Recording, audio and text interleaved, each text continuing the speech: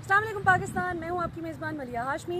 नाज़रीन, जब से मैंने हामिद मीर साहब, जावेद चौधरी साहब और उनके दीगर साथियों का मुकम्मल आज़ादी राय का हक इस्तेमाल करने के बावजूद मीडिया सेंसरशिप के रोने रोने को एक्सपोज किया है और आपको बताया है कि असल मामला एसेट्स बियॉन्ड मीन्स का है, ये लोग एहतसाब से डर रहे हैं। इनको ये डर है कि जो 24,000 अरब का एहतसाब होगा तो उसमें हम लोग भी नरगे में आएंगे, क्योंकि नवाज शरीफ और जरदारी साहब खाते भी थे और खिलाते भी थे।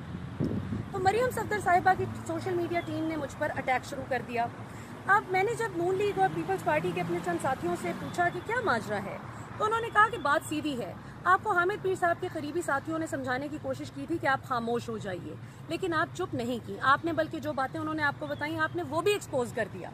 तो अब आप अपनी खैर मनाइए, क्योंकि अब मरियम सफदर की सोशल मीडिया टीम को बता दिया गया है कि इस पे हर तरह का अटैक करो और इसको छोड़ना नहीं है, और अब आप अपनी सिक्योरिटी की भी खैर मनाएं। तो मैंने उनको बताया कि जान अल्लाह को देनी है, कोई इंसान किसी का कुछ नहीं बिगाड़ सकता अगर अल्लाह ना चाहे। जिस धड़ से कोई मक्तल में गया वो शान सलामत रहती है। ये जान तो आनी जानी है, इस जान की तो कोई बात नहीं। मैं मर भी जाऊं तो मैं इस फख्र के साथ इंशाल्लाह अपनी कब्र में उतरूंगी कि मैंने बातिल को बातिल और सच को सच कहा। मैं किसी से नहीं डरती सिवाय अल्लाह ताला की ज़ात के।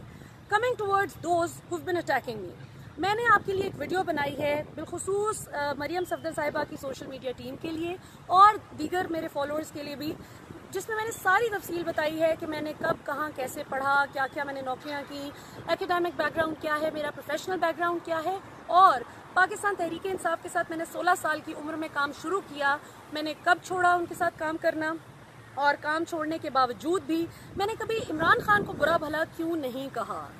ज़रूर देखिएगा आज की वीडियो। मेरा यूट्यूब लिंक मैंने इस पर पोस्ट कर दिया है, क्योंकि वो थोड़ी सी बड़ी वीडियो है, तो वो यहाँ पर ट्विटर पर ट्वीट नहीं हो सकती थी। Thank you very much. Pakistan जिंदाबाद।